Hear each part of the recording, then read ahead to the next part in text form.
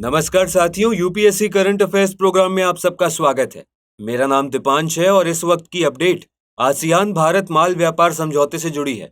साथियों, भारतीय वाणिज्य मंत्रालय ने हाल ही में बताया कि भारत और आसियान देश वस्तुओं के लिए अपने मुक्त व्यापार समझौते की समीक्षा करने और द्विपक्षीय बाजार में असमानता को संबोधित करने के उद्देश्य से एक समझौते पर पहुंचे हैं। अपने बीच के विवादों को सुलझाने के लिए भारत और आसियान देशों ने 2025 का लक्ष्य निर्धारित किया है। आपको बता दें कि वर्ष 2009 में पहली बार आसियान भारत माल व्यापार समझौते के लिए एक रोड मैप पर विचार विमर्श किया गया था। दोस्तों, आसियान भारत माल व्यापार समझौते के तहत भारत और आसियान ने 76% से अधिक वस्तुओं पर क्रमिक रूप से कर कम करने और फिर समाप्त करके अपने बाजार खोलने का निर्णय लिया था।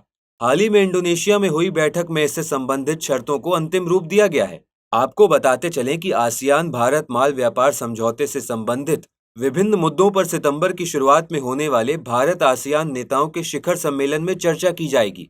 आसियान देशों के साथ आसियान भारत माल व्यापार समझौते की समीक्षा भारत की एक प्रमुख मांग रही है, क्योंकि इससे आसियान देशों को होने वाले भारत के निर्यात पर प्रतिकूल प्रभाव पड़ रहा है। गैर टैरिफ बाधाओं और विभिन्न आयात नियमों के चलते भारत के आयात में असंगतता आई है। साथ ही समझौते के तहत कम शुल्क का लाभ उठाकर तीसरे देशों जैसे चीन से भारत में माल भेजने की चिंता भी बढ़ी है। दोस्तों, आपको ज्ञात होना चाहिए कि आसियान 10 दक्षिण पूर्व एशियाई राष्ट्रों का राजनीतिक और आर्थिक संघ है। 1990 के दशक में भारत की लुक ईस्ट पॉलिसी के परिणाम स्वरूप 1992 में भारत आसियान का एक क्षेत्रीय भागीदार बना था।